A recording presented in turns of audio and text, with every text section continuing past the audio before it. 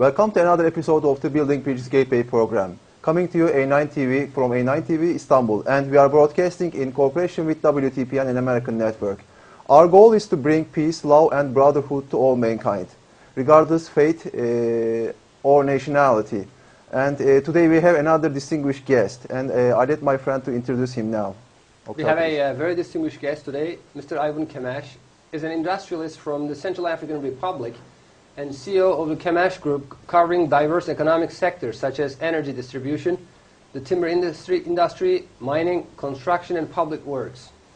Yvon Kamach is the Vice President of the Chamber of Commerce, Industry, Mines and Crafts, CCIMA, Vice President of the Central African Interprofessional Group, IPAC, and the country's largest employers organization of the Central African Republic.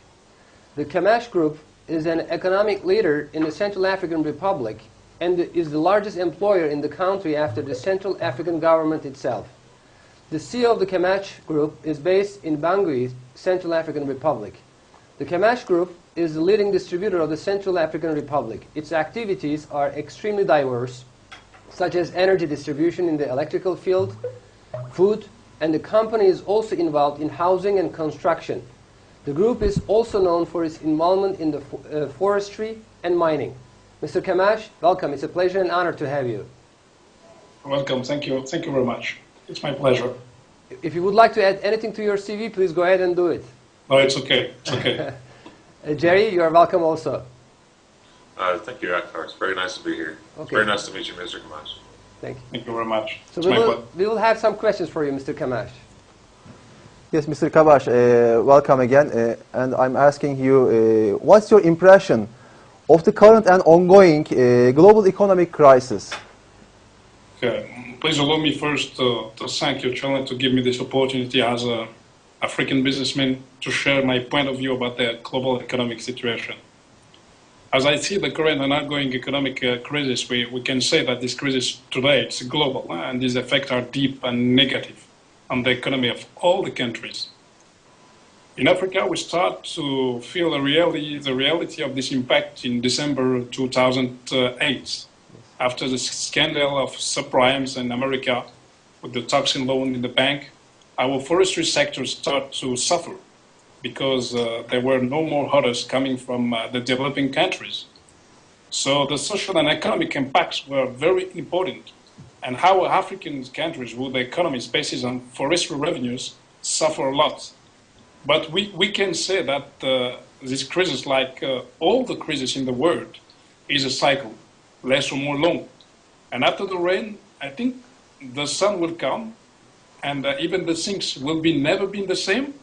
But the lessons that we can share, I think, with this crisis are that financial markets are not really real markets. And sometimes it's better to understand and follow the signs of this real economy was giving to us. But for my opinion, I think the crisis, even the social impact, was very terrible. And we see in some European countries like Greece, Italy, Spain, Portugal, but was necessary, I think, to stop this unreal and incredible waves of this global virtual economy and to establish, I think, new basis of our economy, basis and values, more equity and more reality. Yes. Thank you. And Jerry, your comment on that?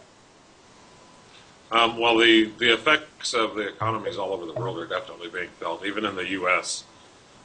We have a lot of places here that report our unemployment at 10 or 11%, but the way they figure our unemployment in this country is by those that sign up for unemployment benefits or that are looking for work. What we're not seeing are the people that have run out of those benefits.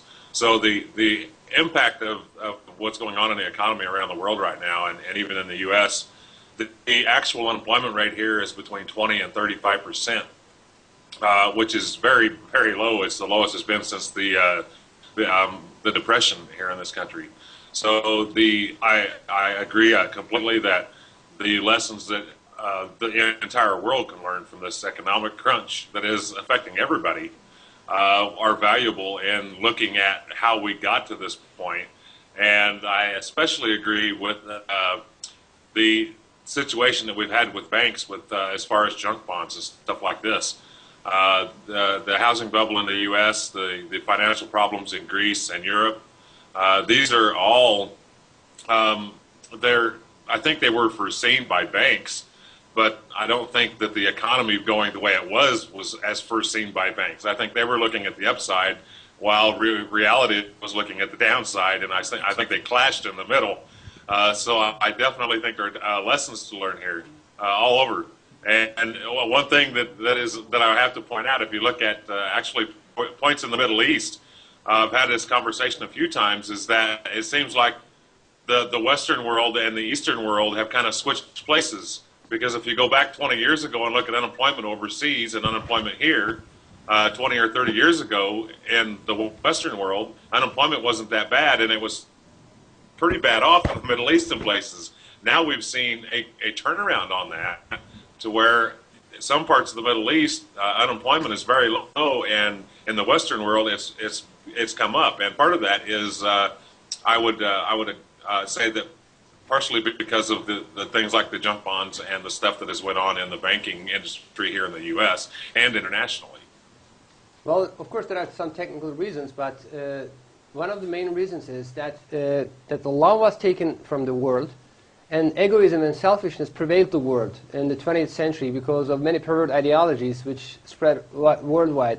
And that generated this economic crisis. For example, if you imagine a world without trillions of dollars going into the weapon industry, for example, if this money would go for the wealth of the people, there would be wealth, justice, and no hunger for starvation all around the world. And we hope these days are coming, but because we understood we had this bad experience of the 20th century, and the 21st century things will change, we hope.